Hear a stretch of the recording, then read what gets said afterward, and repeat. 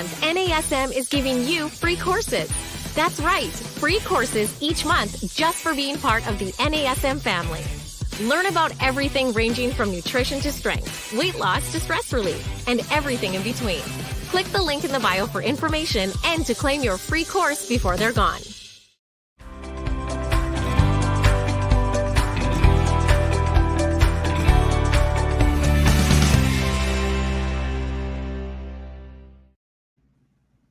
Hello, everybody, and welcome to this week's Master Instructor Roundtable. I'm Marty Miller, Regional Master Instructor, and as always, here with my dear friend, Miss Wendy Batts, fellow Regional Master Instructor. Wendy, how are you doing today? I was just living a dream. How are you? Couldn't be better. As you know, this has got to be one of my favorite parts of the week. We get to hang out, talk about cool topics, and interact with our NASM family. Yes. And today is I think a fun topic, one that we don't actually talk about often. And we are talking about cardiorespiratory assessments. And before we even get too far into the content, I'm going to go ahead and say that Marty and I are going to do one that that will be more on how to implement programming for cardiorespiratory type. Whatever these assessments show, we're going to actually help you on the program design part. So just know that that is coming in the near future, and so stay tuned. But today is really focusing more about the assessments. With the new CPT content, that we have added some additional assessments, so we wanted to bring those to the forefront. However, we also wanted to talk about just some of the, I think, underutilized assessments that we have available to really look at the cardiorespiratory ability of our clients. So therefore, we truly are designing a well-rounded program. Yeah, and I think it's important. A lot of personal trainers, they spend a lot of time on the movement assessment and the resistance training. And I think I'll say they leave money on the table in the sense that the cardiovascular component is an equal and as important part of the generalized fitness experience as the traditional resistance training, even if you're going through the different phases of the model. But I think that when you can do an assessment, just like a movement assessment, you can do a cardiovascular assessment and you get a baseline, it's easier to program. And let's be honest, a lot of people don't love doing cardio on their own, and left to their own devices, they'll hit the big green start button. They'll do 30 minutes at the same speed, and then they wonder why they don't get any benefit from it. So what I'm going to challenge all of our group here today is study it as we're going to talk about it, learn it, but can you then put this into your business model and make cardiovascular training a part of what you charge for? Because I don't know why, but I just see so many people focus on the resistance side and they're like, okay, go do your cardio.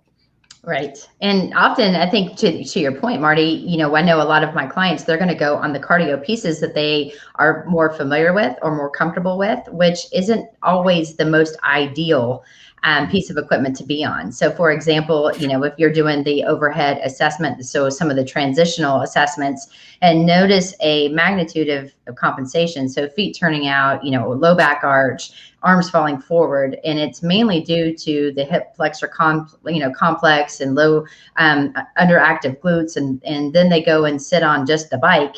It's really not going to help. You may do home programs with your clients and give them homework to do. They may really be, 100% focused and all in on their programming with you. However, every other day or however often they're going to do cardio, they could actually be doing those repetitive movements that they're doing each and every day that's still feeding into those compensations, when they could do something such as an elliptical or other pieces of equipment that could actually benefit them a little bit more in the standing up position and working on trying to get proper movement patterns and even their gait. So just wanted to kind of bring that, like I said, before we even get started, because today it is going to be really about just making sure that you guys understand the process, how to set things up, going through just some basic definitions, and then just make sure the execution is correct. So when you get the results, that they are, you've done them correctly. So when you reassess, hopefully you're going to notice that they're going to go on, they're going to go from maybe not so great to hopefully great within just a few weeks.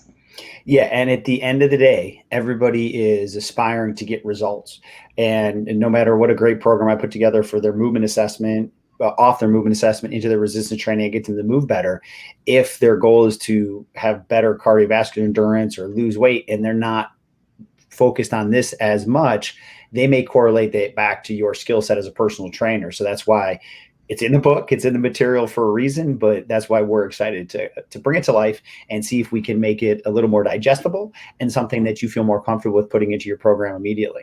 And also too, before I know I keep saying before we get started, because I guess we really have started, but if you're always doing the same cardio, your body is going to adapt to those as well. And so we've seen so many different athletes on the professional side. You look at someone like Lance Armstrong, who could ride a bike for 3.5 weeks up these crazy mountains and hills, but then had a really hard time and struggled for his first half, full marathon, which again, when you're looking at 26.2 miles, that's quite a long way to run.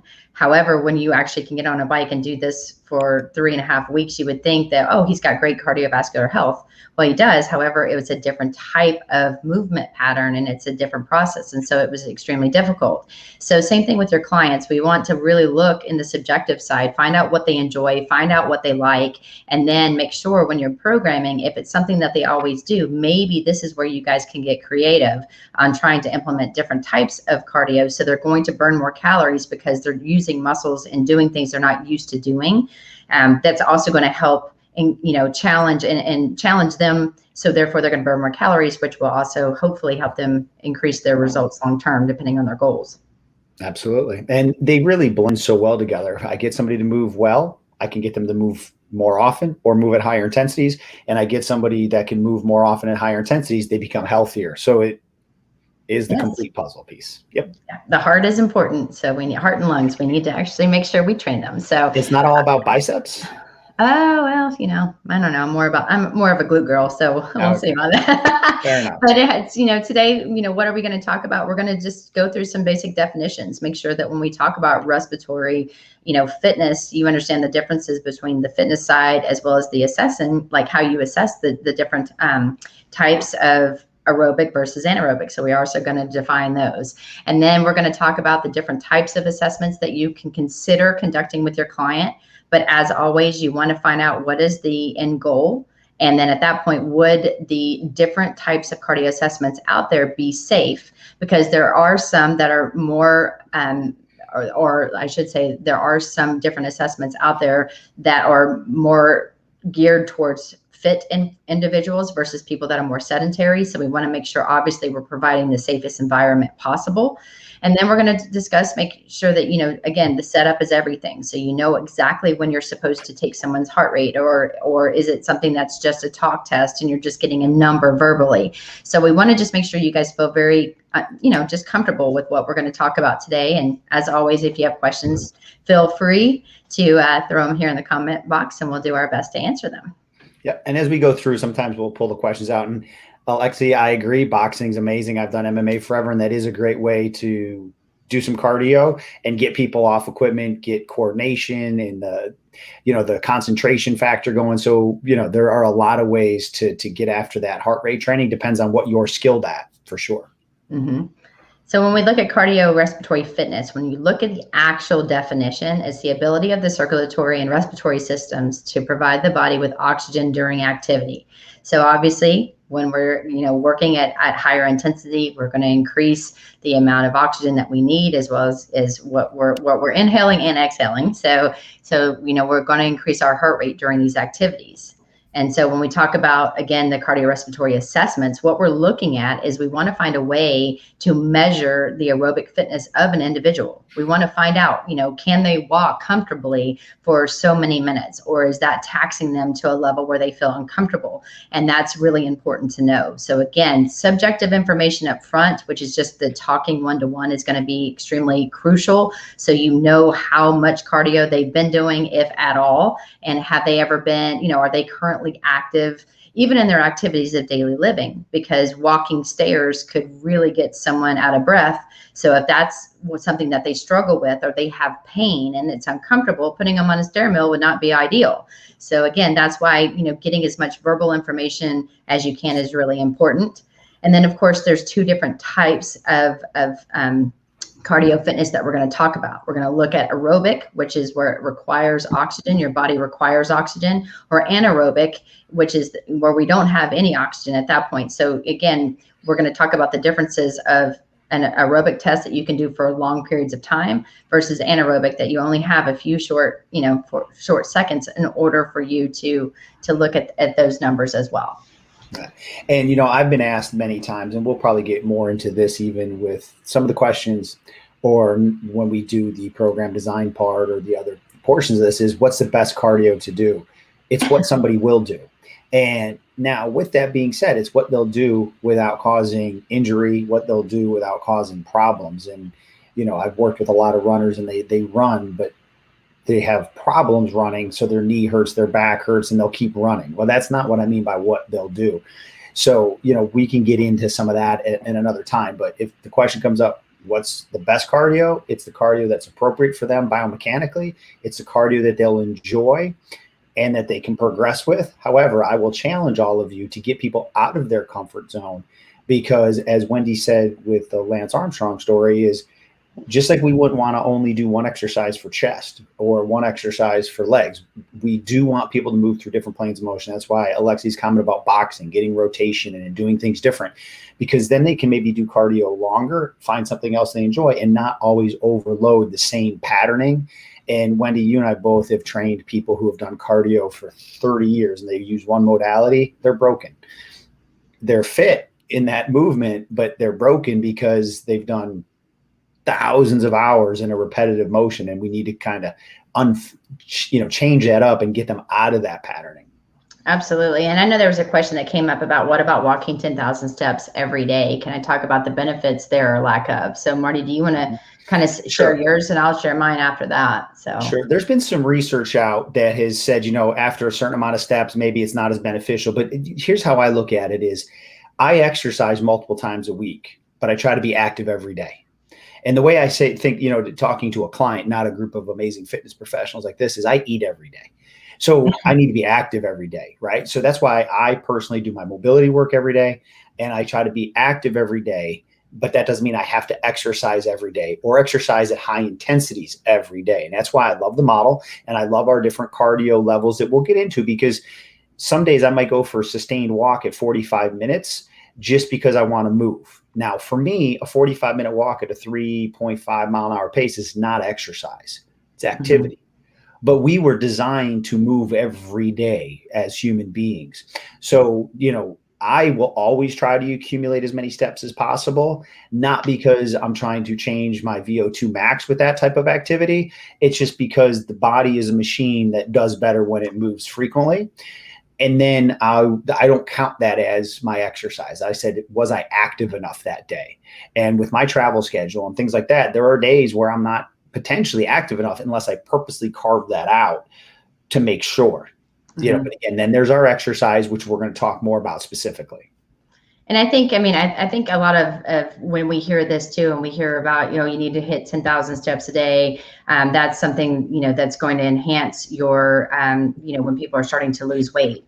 If someone is not active, to Marty's point, and you have them start walking and the goal is to hit 10,000 steps, then usually that kind of a equals to is anywhere from burning anywhere from 2,000 to 100 extra calories, if you will, a day. And of course, when you're thinking about that over time, it could end up, if you're doing this every day, could lead to possibly losing about a pound a week. And so to Marty's point, if somebody's already super active and they're already walking and they're like, okay, now I just want you to hit 10,000 steps, but they already hit 9,000 steps a day, adding an additional 1,000 steps may not get them to the weight loss goal because it's not something that's challenging them in a different way. And so that's just, more heart health. And that's something that somebody can say easily, challenge yourself to hit 10,000 steps a day, because that's a benefit. Now, again, if someone has a ton of movement compensations and their feet are out and they have, pain walking, then I don't think I'm going to challenge my client to do 10,000 steps a day, because at that point, I'm actually not helping them feel better or move better. I'm just saying, hey, at the end of it, this is your performance goal. I just want you to hit this. That really wouldn't make sense. So that's why all of this, in conjunction with the subjective as well as the transitional movements, all of it is going to really help you design a program. So when you put these clients in challenges or doing certain things, it's going to make sense, and they actually will end up achieving whatever ultimate goal or winning the contest or whatever it is. So yeah, and then Marty, before we move on, one more question that came out, working with someone that has COPD, what are your thoughts? I've had this, I had one of my dear clients that had this, and really first and foremost, like we've ever talked about, with consult with their physician, consult with their pulmonologist, consult with their respiratory therapist, and you're going to have to be flexible day by day. There are certain times where, my dear client, Mr. Sklar, I could say his name, he's such an amazing person. First question when he came in, I said, okay, 1 to 10, where are you at today? Because the environment, other things would really change it. It's not the same every single day. And there's other conditions that we've all dealt with, whether it's a client with Parkinson's and other things, that it can be drastically different each and every day. And what I've learned with the small sample people that I've worked with COPD is not every situation is the same, right?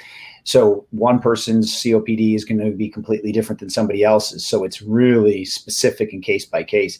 And what I always found was, and this was working with some great people that specialize in this, is I was focused on not getting to the point where it became a problem for them with their breathing, because at that point it's very difficult for them to regain and recontrol their breathing. So it's always less is more. And you're always walking that fine line of never getting that to the point of where now they are starting to be affected, and then the oxygen, et cetera. So this is something that you truly, truly need to speak to specialists and professionals, follow those guidelines to a T, and really be careful on simple things like standing up 2 or 3 times in a row could really elicit a drastic change in their breathing patterns. So this is something that I encourage you to do a lot of research on, speak to the specialists that they're working with, follow those guidelines, and if anything, pull back just a little bit until you start to learn how these people respond, and knowing that what you did yesterday is not going to necessarily be the same the next time they come in. Yes, I can say it better myself. So I know, right? So the first one that we're really going to jump into is the VO2 Max. And VO2 Max, there are a lot of different places out there that will conduct a true VO2 Max. And so as you can see with this individual, you can see he's got a mask. There are different types of things that the practitioner or health provider is reading and then looking at all times. And so one of the things, that it's looking for, it's just your indication of your overall aerobic fitness. And to me, like I said, I've had this done. And if you're not in good shape, it's really hard to perform, meaning that if you don't have some kind of base. I found some of my clients that did this too. It was like, oh, I got a VO2 max, and they didn't last very long, and then they felt like a failure. And but it gave me good information to have that information to help them better those overall results. So again, the markers, looking at the overall health and mortality and morbidity. We're looking at the kind of an indicator on how the heart is actually functioning, and it's letting me know just overall someone's heart health. And then obviously when we're looking at higher VO2 max scores, that's going to reflect the greater oxygen utilization and capacity for physical work that my client is going to be able to perform long term, whether it's even in a program, cardio, if I'm having a sprint day, whatever it may be. So this isn't necessarily just looking at it, okay, they're on a piece of cardio. It's more of, if I'm doing high intensity workouts too, what do they have available before they end up getting to the point to where they can't move, they're going to be super sore, they're not going to recover very well. So all of that needs to be taken in consideration. And so when I'm also looking at this too, it's not always practical, because there is a lot of equipment that you need in order, not a lot, but there is equipment requirements that you must have in order to get a true VO2 max. There is time involved in order for the client to get to a certain level in order to get the most accurate read. And then you've got to make sure that your client really wants to go to that 100% of what they have. So they've got to be able to perform at max capacity. So if you're working with sprinters or athletes, that stuff is very, very important to know. But if you've got a sedentary client that hasn't been working out and moving really, at any kind of intensity for 10 years plus, doing a VO2 max probably isn't going to be as beneficial, because you already know that they're starting low and you want to work their way up. Yeah. And that's a great point, Wendy. And that, coming from now my side on the equipment manufacturer standpoint is, There is a lot of great assessments that will project your VO2 max very accurately that you can do in a fitness center. And I have found that I have enjoyed cardio more so because to me, I like to train for a purpose, and knowing what the norms are and knowing, how can I aspire to get a better VO2 max? So once again, we tend to focus on, what somebody's in the back in the olden days, the 1 rep max and things like this. People don't, people might be pleasantly surprised to even do a projected VO2 max, and now they have something to work towards. Where again, at the beginning, I said, let's not just say, okay, go do your cardio. It's such an important part of health and wellness, and we don't generally, as an industry, program for it. So I think we're missing, a big part of what our expertise really should be. Mm-hmm. And then if we move on and we look at, the next slide, this is the one that I use probably the most often because it's the easiest, and it's just the rate of perceived exertion. So basically I'm asking the client on a scale from 1 to 10, how do you feel? How hard is this? And I'm giving them, they're actually giving me their feedback. So when we say subjective feedback, they're talking to me like, oh, this is only a 3. And you can tell because they're talking and they're barely sweating. Maybe there's no elevation that you can notice of something that's really taxing them and whatever it is you're having them do. However, if you've got someone that's at a 9 or 10, they're pretty much maxed out of what they can. And it's really even hard for them to talk to you. And so again, this actually really does. And if we actually look at the next slide, you're going to see the 2 different versions. We've got the 6 to 20 scale, and then we have the 1 to 10. And so I personally, as well as NASM, which was great, I use the 1 to 10 because I don't want to know from, people are like, why are you starting me at 6? When they think that 6 is just a foundational, the foundational starting pattern. I want to know from 1 to 10 right now, how do you feel? And they don't have to think it through versus, okay, starting at 6 to 20, how do you feel? So, and at that point, when they give me the provided feedback, I can look at this chart, or even have charts. In the past, I used to have charts that I would just hold up to my clients. So if they couldn't talk, they would just scream out 6, I'd be like 6, or whatever, or, I'd be like, can you go higher? And they would give me a thumbs up or thumbs down, depending on what I was trying to achieve. And so sometimes having these printed out, laminated, and then just being able to hold it up too, will allow them to be able to say, if I say, hey, are you a 5? They can give me a thumbs up. You a 6? Thumbs up. 7? And they'd be like, okay, perfect. So then they didn't even have to talk. Now, granted, it is a talk test, so I want them to talk to me. However, depending on if you got them to the higher levels, that is another way of doing this type. So you kind of know what their limit is as well. Yeah. And on a 1 to 10, we use that all the time, right? Like on 1 to 10, how bad does this hurt? Or, so it's a scale people are kind of comfortable with. And when I did the talk test, when I was prepping my client for it, I was like, okay, 0 through 3, we can talk as long as we need to. 3 to that 6, 7 range, you can talk to me, but it'll be a sentence. 7 and above, you want to slap me for trying to talk to you.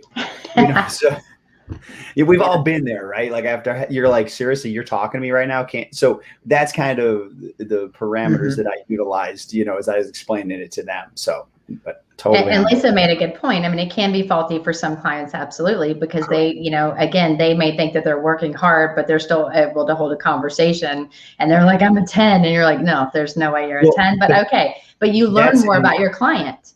Yeah. But that's also, Wendy, sorry, I interrupt, is in my head, they could tell me what they want, but if they can complete paragraphs, they have more gas in the tank. If they can talk and there's an interruption here and there, I know they're mid-level. And if they can't talk at all, then I know where they're at. So I kind of use that also secretively to be like, really, you sure you're at a 10? We just had a 30-second conversation. Right. Well, here's a great question, I think, Marty, that you, because of what you do and your background in the company that you work for, how accurate are the fitness trackers that they give, that give you information about VO2 max, and are they reliable? This is interesting. It's a loaded question, but that's why I wanted to go to you. Yeah. And again, and the reason I say that is I'm passionate about the science. That's why I am all in on NASM, and I'm all in on my full-time job, because science is always going to be the best. There are some equipment out there that overestimate calories, overestimate distance. With the heart rate, there's some that'll be more accurate than others if you're using the hand sensors, because there's different levels of technology and or how the equipment would be built. When you're looking at the externals now, we shift a heart rate monitor. As long as the Wi-Fi and the communications within that monitor, can connect, now you're going to be pretty consistent. But the key thing here is if you're using one piece of equipment, if it's inaccurate, it's consistently inaccurate, right? So that way you still will know, okay, but if you bop from machine to machine or manufacturer to manufacturer, don't be surprised if there's a difference. And again, it's not just in the heart rate, it's also in the calorie calculation or on a fixed piece of equipment. So I know this isn't the topic, but we are talking about cardio, but like on ellipticals, there are some brands that you'd work out for half hour that said you went 6 miles. Some you'd work out for 30 minutes, they would go 2.5. And I'm like, you didn't go 12 miles an hour on average, right? But it doesn't matter. If that's what that number is, you're going to base your work intensity off that. But what I always go back to is the rate of perceived exertion, because that is me understanding my body. I do think that the information is getting more and more accurate, especially with the heart rates. Technology continues to improve, but then there's the user error as well. Sometimes they don't use it right and things like that. But overall, I think we're moving in a much better direction than we used to. My only pause to it is I don't track calories, because there are a lot of manufacturers that overestimate that because it's emotionally rewarding. So what I always say, Wendy, to wrap it up, is overestimate the amount of calories you eat, underestimate the amount of calories you burn. And that is a perfect way of looking at everything, because I'm like, there's no way I only burned 400 calories today when I ran harder than I've ran in months. And then the other day it said that I, burned way more calories than I did the day that I just did this intense workout. So you kind of want to look at it as like an average. And for when you're looking at equipment too, one of the number one, like you said, user error, one of the number one reasons for some of those errors is how someone's wearing their piece of, whatever tracker they have. For example, I'm wearing a Whoop, and my Whoop, if it's too loose and it moves around a lot, it's not to my skin that's staying put. Or if somebody's really sweaty and it slides a lot, or if someone is wearing a heart rate monitor and they're hairy on their chest, it may not be up against their skin accordingly, so, or properly. So therefore it's not getting the reads that you would want if somebody had it, snug fit in the exact place each and every time. Plus, there's also saying too that, if you wear like one on your fingers over wearing stuff on your wrist, that may even be more accurate. So it just, again, it depends on the marketing. It depends on the company. And as Marty said, it really depends on user error. However, if you're wearing the same tracker, you're wearing it the same way each and every time, you're going to get a good read of what seems to be the norm for you or your client. And then you can just make sure if they need to push themselves harder or if they went too hard that day.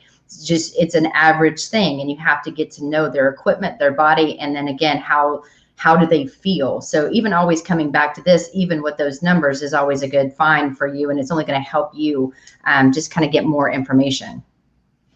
So Wendy just said she's wearing a Whoop. I am wearing a Whoop, see? So there's the accuracy of the Whoop. Okay. How was your sleep last night, Wendy? We don't need to talk about that. However, again, I've had mine for over a year. So somebody wanted to know what are my thoughts on the accuracy of the Whoop.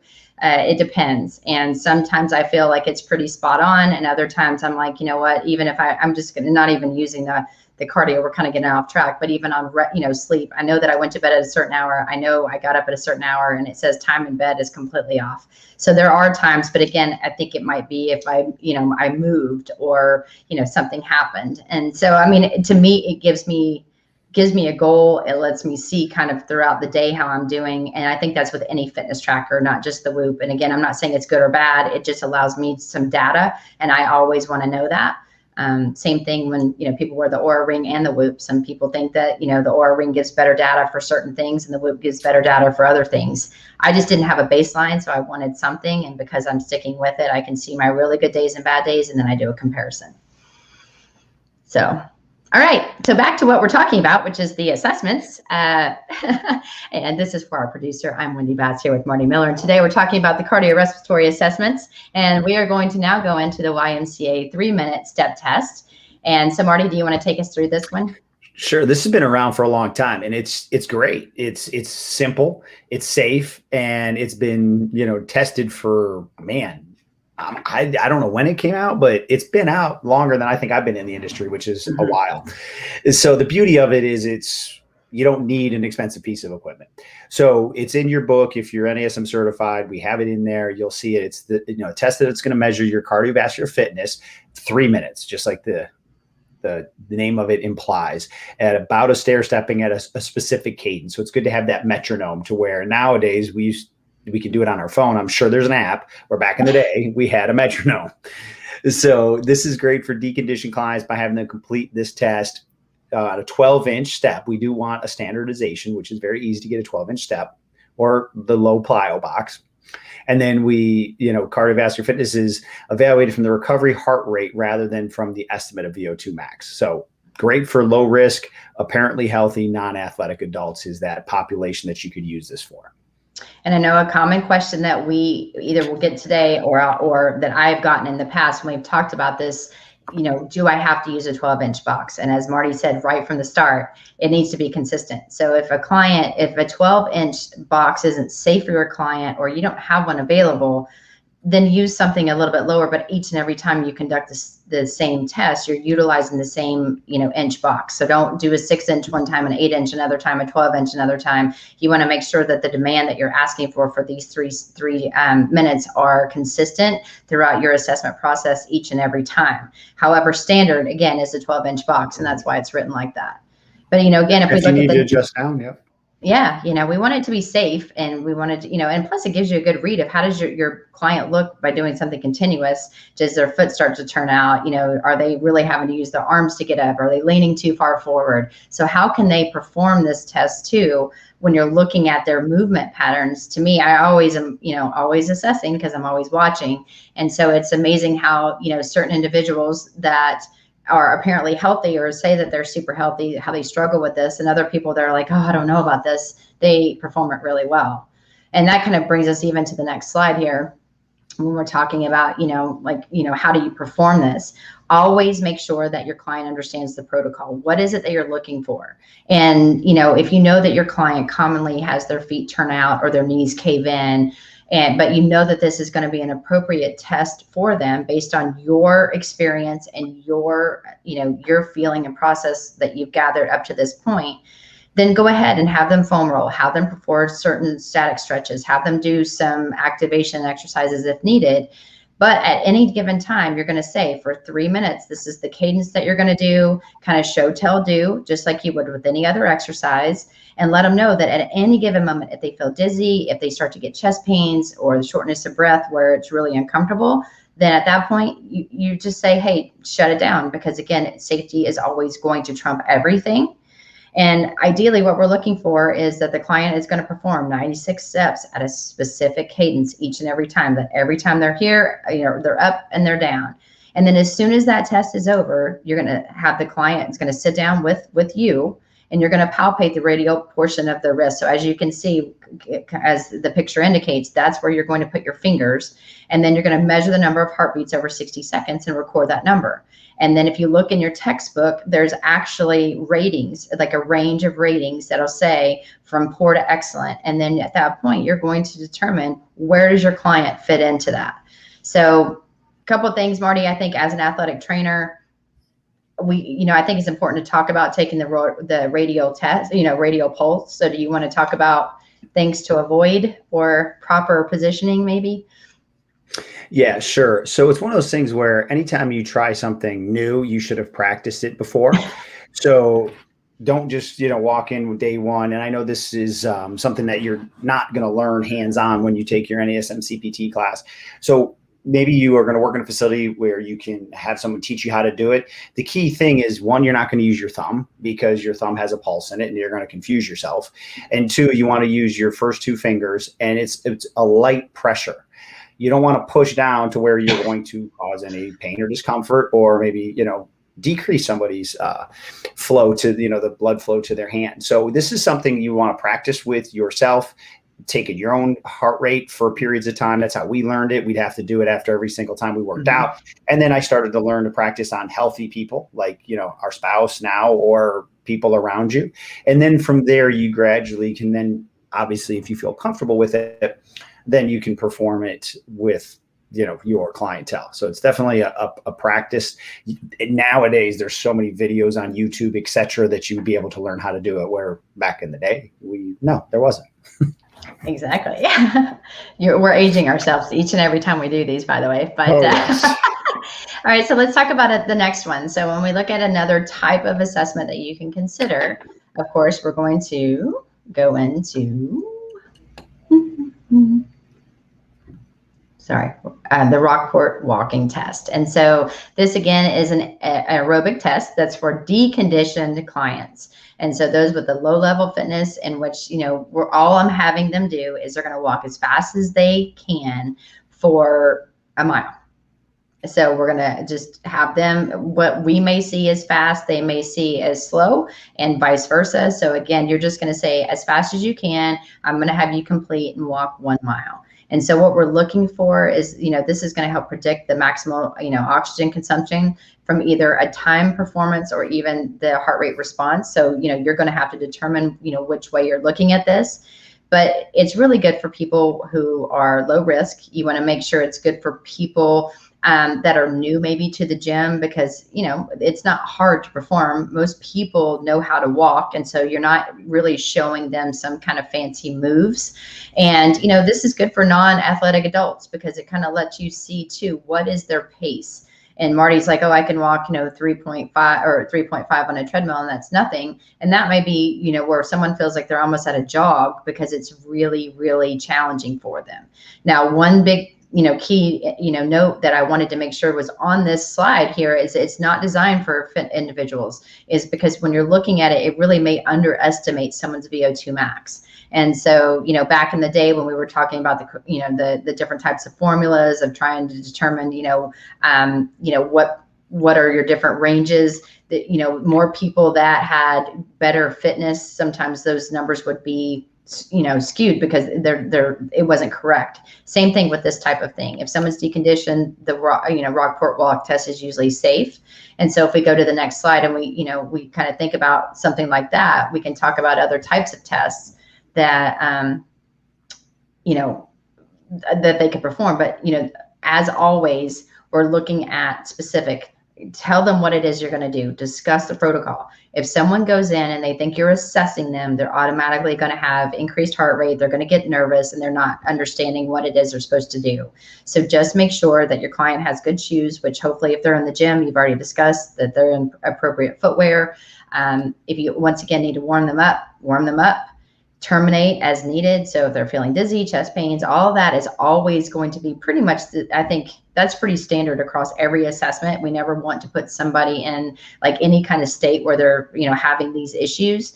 But super simple. I just want you to walk on the treadmill, and I want you to put put it up as fast as you can and walk that without holding on, because most people, especially if you're doing this on a treadmill, they're going to want to hold on to the sides. I want you to walk like you're normally going to walk. And, and then at that point, if you need to help them, like you can help pace them so they understand kind of like what you're hoping for. But you want to make sure too that they're not running, they're not jogging, that they're just walking, and it's just as quick as they can. And then at that point, we're going to record the time it took to complete that 1 mile walk. You're going to look again in your NASM book under the ratings, and then you're going to say from poor to excellent, where does that person fit in based on their time? Yeah, and I think it's key to have a battery of tests, because you don't know who's coming in. Right. You may have a test that you prefer to use the most, but you may choose the 3-minute YMCA test is better for some people. This is better for some people. That's why go through these yourself, do them yourself, practice them on people that can easily do them on your team, on your staff, just so you get used to it. And then now you have multiple assessments, just like we do with movement assessments. You can start to decide what is best for that client each and every time you assess somebody. Absolutely. And it doesn't take, if you want to do this in your, your assessment day, it actually gets their heart rate up. They can talk to you, or, maybe they can't talk to you depending on, how they're feeling and how well they're doing. But because they're not running or jogging, if they're in pretty good health and you did this, I don't want to say it's a waste of time, but at that point, that there was something a little bit more challenging that maybe had given you better data. So to your point, Marty, it's good to have as many as you can under your wing. Absolutely. So that brings us then to the 1.5 mile run test. Do you want to talk about this one? Yeah, so this is something I would make Wendy do first day. Bring it on. Exactly. So obviously, just from the explanation of it, this is, somebody's either a runner or more fit. This isn't something that you're going to break out day one and be like, well, we do it with everybody. So obviously, this is going to be an aerobic test that will measure your cardiovascular or cardiorespiratory endurance. You have to complete 1.5 miles. That's the goal. So this is, again, not for beginners. So as you see here, the bullet points on the slide, the key focus things that we want to factor here is, can this be, you can do it on a track or a treadmill. I'm just going to tell you, a treadmill is a little bit harder because on a treadmill, it is helping you propel yourself. But as long as it's standardized, that's okay. The results aren't going to ask you differently if you did it on a track or a treadmill. Just understand that if the first time I did it was on a track, the second time I did it was on a treadmill, there could be a slight difference, but just want to bring that out. So, we're going to score their time performance and then heart rate response using, again, to estimate VO2 max. Mm-hmm. And then if there's really not much to say other than, again, the same things we're going to look for: dizzy, if there's shortness of breath, they have heart pain or anything like that. We want it to be something that's successful, but it's also, I love this one because it's easy to do. And all you're saying is, okay, this is how far you're going to run. And you're either giving them a number on the treadmill or a number on the track. And then at that point, you're just going to gather the data, look at the sheet, and there you have it. Pretty simple. All right. So we got simple to have someone do it, a little bit harder on the person doing it. Right. And so, so when you're seeing this too, again, you're not going to see anything different because, if somebody has a specific pace that they want to hit as well, then you can pace them. And that's one of the big things too. More professional athletes or people on a higher, elite level may need a pacer because they want to see, okay, can I do this in a short amount of time? If so, I need to run at this pace. And then you're going to clock it and see if they can do it. Now, again, to me, that would be more not necessarily an assessment because I want to see what they can do on their own. However, it could be necessary depending on what the outcome is and why you're doing that particular test. Another thing too is when you get the information, you're going to look at the client's age and then you're going to look at their score. And then again, you're going to rate them accordingly. So, we didn't want to put all the different, rating sheets on this because we would have been here all day.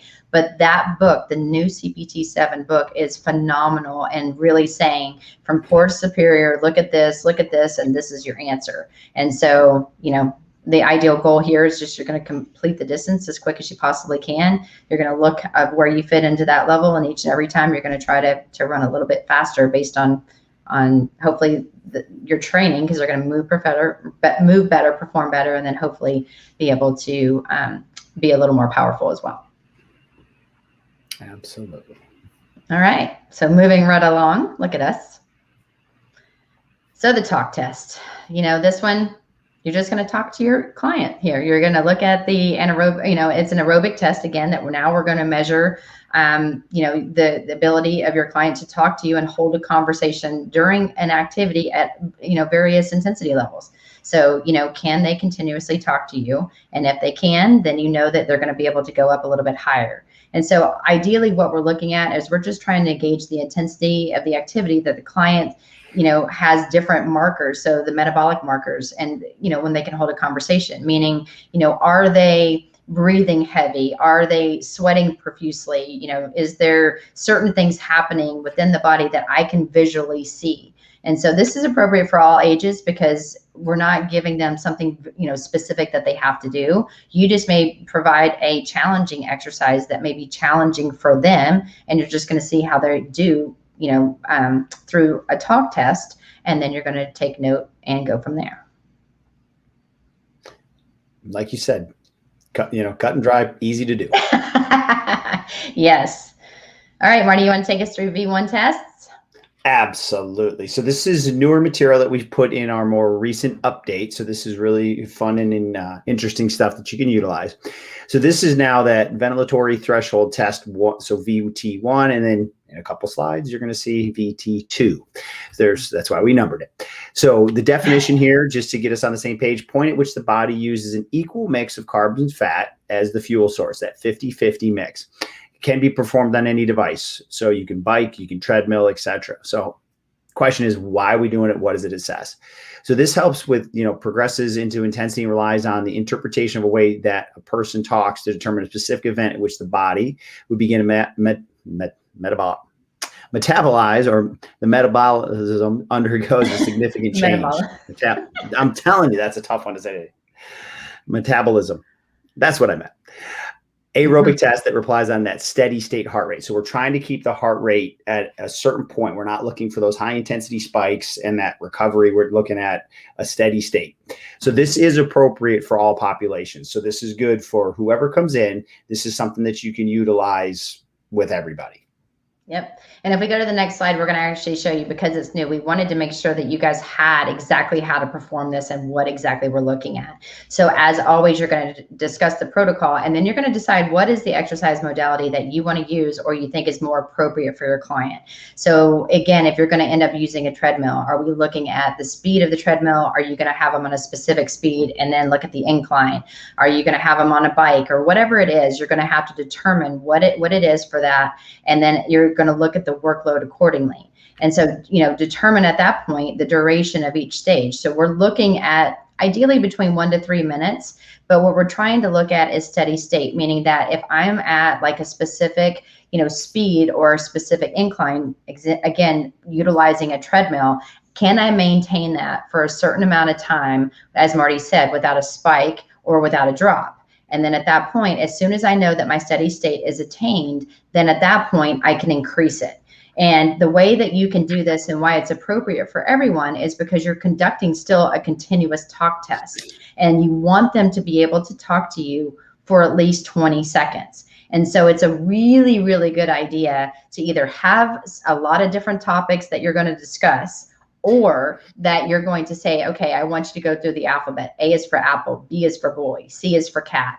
And then you're going to have them do that, continuously for 20 seconds. So whatever, is easier for you. And then at that point, you're just making sure that that steady state is the same. And then you're looking for when it starts to become challenging, or, but when I say challenging, it's not so difficult, meaning that they're starting to then have trouble, continuing, versus it being like, you feel like they're going to fall off the treadmill or something like that. We're not trying to get to that point, but then it's also not like I'm talking to you right now. And as soon as you find difficulty or some challenging ways of this, then you're going to say your VT1 is complete. And at that point, you're going to record the client's heart rate, and you're going to record the speed or wattage or incline or whatever it was at that point, and that's going to be your key indicators each and every time. And so the big question that I always get when we're talking about this, well, how do I evaluate the challenge of this? Like, how do I know? Well, was it choppy? Was it interrupted? Was it something that wasn't a continuous talk? And at that point, as soon as it's not continuous, it's done. And then you can always too ask the client, how hard is it? How hard was this? What was the challenge? And so we're looking at it. Was it easy? Was it, was it nearly impossible? And you want it to just be uncomfortable or challenging. However, you want it to be successfully done. And then you are going to have to listen to the client and how they're breathing. So when it becomes audible, then that's going to be sign, or if you can start to see rib elevation because they're really having to breathe heavy, then at that point, you're going to know right there, they're done. And so, if you're not sure and you think that's where they are, you're going to note that. But what I would suggest doing is go up one stage higher and then just see how they do. And if you know that at that point it became extremely challenging, that it was really difficult to talk and everything like that, that you hit the right stage and had it recorded. Because sometimes it's really hard to tell. And so as long as it's not too intense for someone to go one step above, because we want it to be challenging but not too difficult, they should be able to go to one step safely, and then you're going to have a really good read. Well said. There you go. So, when we talk about, the VT2, so I'll take this, Marty, then you can kind of walk through the process if you want. But, basically we're looking right now where glucose is going to provide nearly all of the energy for the activity that you're performing. And so at this point, your body's going to rely heavily on your anaerobic energy system, where that's going to begin to overwhelm the blood's lactic acid, and buffering capacity. And so what are we looking for? As Marty says, too, it's like, we're trying to find out how someone's, how they are at a high intensity work level. So, this is a really good, way to find out how you're going to set them up for success when you're designing different programs. People, especially that have performance-centric goals. And so we're looking at the level at which the body can work at its highest sustainable steady state intensity for more than a few minutes. And so this right here is going to be very critical of measuring their athletic performance, because the intensity is immediately, you're looking at their performance immediately before a specific level represents the exercise pace. And so when Marty goes through it, there's a specific timing that you're looking at with this, and we're looking then at the last few minutes and then recording accordingly. So if we go to the next slide, Marty, you can kind of take us through what we're looking at and why, and then how we record it. Yeah. So as Wendy was saying in the previous VT1, you're going to let everybody know ahead of time. Here's what we're going to do. Here's what the changes are going to be. So there's going to be no difference in the communication. Now, with the VT2, we're definitely going to make sure that there's got to be some type of warm up, because we are looking to take people to higher intensity. So just be consistent with what that warm up is. You could use your corrective exercise, that targeted warm up, the foam rolling, static stretching, into some activation, into maybe a dynamic movement or two, or a couple minutes on the cardio before you then establish this test. So just make sure it's consistent and everyone's properly warmed up. So we're going to talk about that. Then we're going to increase the intensity to that predetermined pace. So everyone could be a little different, obviously, depending on their conditioning level. Then remember that the clients needs to hold that pace for 20 minutes. So we may need to adjust, but the goal is if they're fatiguing at 5 minutes, we way overshot. We're looking for them to be able to hold that pace for 20 minutes. We'll record the client's heart rate and marker of performance during the last 5 minutes. So this is fabulous. If you have a heart rate monitor that's synced to the piece of equipment, it makes it so much easier. So I would highly recommend finding some technology. We already talked about a little bit of it before. So whether it's heart rate monitor, the whatever wearable that person likes to wear, just make sure it's consistent and you've got it secured and, performing the way it's supposed to be performing. And then we're going to use the average heart rate collected over the last 5 minutes, then correct that number to 95% to estimate the client's VT2. 5% correction is needed because of that 20-minute pace is usually more intense than when a client's performing a 30 to 60-minute test. So when we look at the algorithms and the projections, we know that there'd be a fatigue factor setting in when you're looking at a longer test. But because we're shortening the test, more people can do it. It's more palatable to people to do a 20-minute test. That's where that factor of taking off the 5% comes in. And the key thing is then be consistent. And this is done after the 20 minutes. Yep. So 20 minutes and that's it. So you got to think too, when your clients come in, they may come in for an hour. You may want to perform this in the very beginning. If, as Marty said, do all your, what I call the extended warm up stuff that's going to be appropriate to get someone to move efficiently when they do this. But if someone who truly wants to know their, VT2 and you want to get some really good information, they really want to see where they are on a performance level. I think this is a fantastic test. Because it was new, I actually tried it with some of my clients. It was really easy to conduct. You just want to make sure, as Marty said, you've got, I wanted them to have a heart rate monitor so I could actually just look at their watch when they were doing it because they had the strap on. I trust, more of a Garmin type watch than I do actually going off of the piece of equipment. However, whatever it is that you're using, you just want it to be pretty standard. And, in 20 minutes, we were done. And then I just took all of that information, and later on when I was done with the client, I didn't do it right then and there. I was able to look at everything from their movement assessments to everything, and then also utilizing this test to kind of help me really design a pretty good, well-rounded program. So I like it. It was easy. It was fun. And, for 20 minutes, you're just watching your client run as fast as they can. But I think it's very important, like Marty said, don't aim too high, because 20 minutes, you want them to be at the hardest 20 minutes that they can handle. However, you want to, adjust accordingly. So, all right. So Marty, someone's asked, how is this helpful for those looking to increase their anaerobic threshold? I was not sure if Wendy mentioned that. Well, anybody that's looking to increase their anaerobic threshold, any of the cardio assessments are important. It just depends where on the spectrum is their beginning point, right?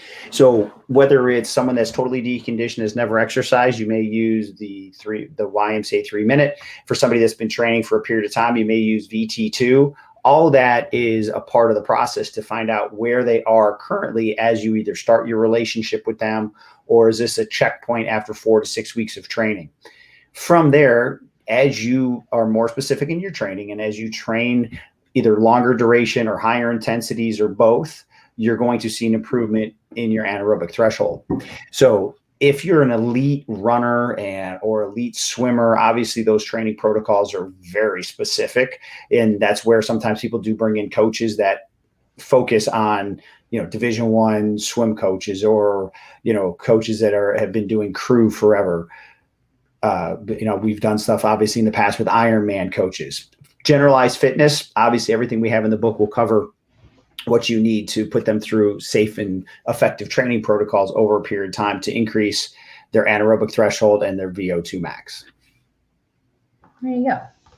All right. So our key takeaways today is really just, these are a little bit different because obviously we're not talking necessarily right now about the OBT model, but you could have put assessments in there, Wendy. I never thought about that because this is still an assessment. Well, how about this? Know which assessments are safe and appropriate for your client. So it could be not just cardiorespiratory, but we could also be talking about the transitional component of making sure that if your client can run, jump, and whatever, that you're performing the things in the safest manner possible. So again, know which one's appropriate. You want to think about the proper setup. And guys, again, really going through that chapter, just even as a review for me, I was like, oh, you know what, I really don't utilize this one, and maybe I should, because, I am pretty standard with the talk test, the RPE, and now V1, V2. And, but the big thing is just make sure that you know exactly what you're supposed to do once they're done with the test. Do you take their pulse? Are you looking at their time? Are you, did you set it up correctly? Is it based on speed, incline? Is there a difference? And just make sure that each and every time you're performing something, that it's actually following a specific protocol, so you can actually reassess and make sure that you get the correct numbers.